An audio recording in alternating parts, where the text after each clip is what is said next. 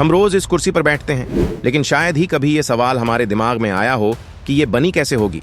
ये न तो हाथ से तराशी जाती है, न ही लकड़ी की तरह एक एक हिस्से को जोड़कर तैयार की जाती है। हैरानी की बात यह है कि एक ठोस और मजबूत दिखने वाली प्लास्टिक कुर्सी बनने से पहले ये पूरी तरह पिघली हुई होती है। यही बात इसे और भी दिलचस्प बना देती है।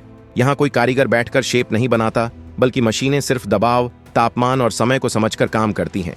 तो आज की इस वीडियो में आप पूरा वो प्रोसेस देखेंगे जो देखने में तो नॉर्मल लगता है, लेकिन असल में काफी हैरान कर देने वाला है। और आगे बढ़ने से पहले कमेंट्स में जरूर बताइए कि आप किस राज्य से हमारा वीडियो देख रहे हैं। इसी तरह की और रहस्यमयी जानकारी प्राप्त करने के लिए हमारे चैनल ट्रू हिस्ट्री को आज ही सब्सक्राइब करें और बेल आइकॉन को प्रेस करें। पहला स्टेप, प्लास्टिक की कुर्सी बनाने की शुरुआत रॉ मटेरियल से होती है। इसके लिए ज्यादातर पीपी यानी पॉलीप्रोपाइलीन ग्रेन्यूल्स का इस्तेमाल किया जाता है। ये ग्रेन्यूल्स छोटे छोटे दानों की तरह होते हैं, देखने में बिल्कुल चावल या प्लास्टिक के बीज जैसे।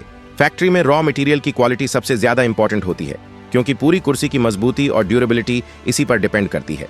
अगर ग्रेन्यूल्स घटिया क्वालिटी के हों तो कुर्सी जल्दी टूट सकती है, उसका रंग डल पड़ सकता है या समय के साथ उसमें दरारें भी आ सकती हैं। दूसरा स्टेप हीटिंग प्रोसेस का होता है।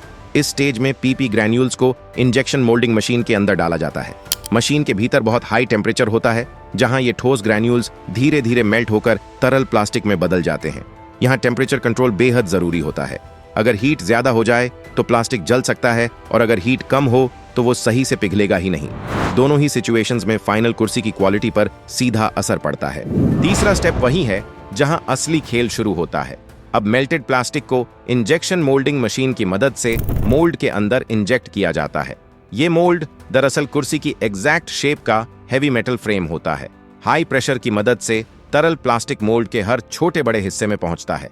यही प्रेशर तय करता है कि कुर्सी कितनी मजबूत बनेगी।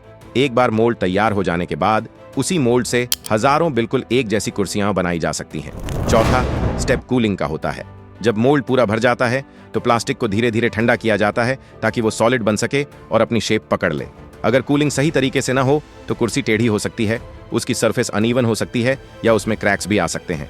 इस स्टेज पर टाइम बहुत इंपॉर्टेंट रोल निभाता है, क्योंकि जल्दबाजी पूरी मेहनत खराब कर सकती है।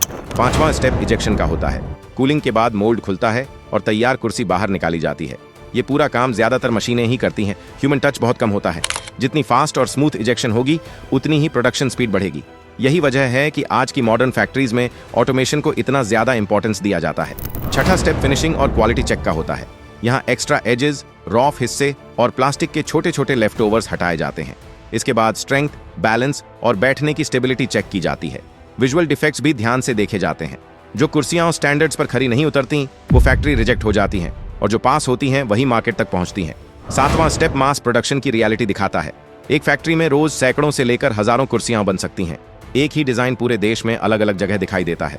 लोकल फैक्ट्री से निकलकर ये कुर्सियां दुकानों, घरों, स्कूलों और ऑफिसेज तक पहुंच जाती हैं। आखिर में दोस्तों, हम रोज जिन चीजों का इस्तेमाल करते हैं उनकी कहानी अक्सर हमारी नजर से छूट जाती है। प्लास्टिक की कुर्सी भी ऐसी ही एक चीज है, सिंपल दिखने वाली, लेकिन इसके पीछे एक पूरी इंडस्ट्री और लंबा प्रोसेस छुपा होता है। अगर आपको ये वीडियो इन्फॉर्मेटिव लगी हो तो लाइक जरूर करें, शेयर करें और चैनल को सब्सक्राइब करें। ऐसी ही अनदेखी कहानियों के लिए जुड़े रहिए। जय हिंद।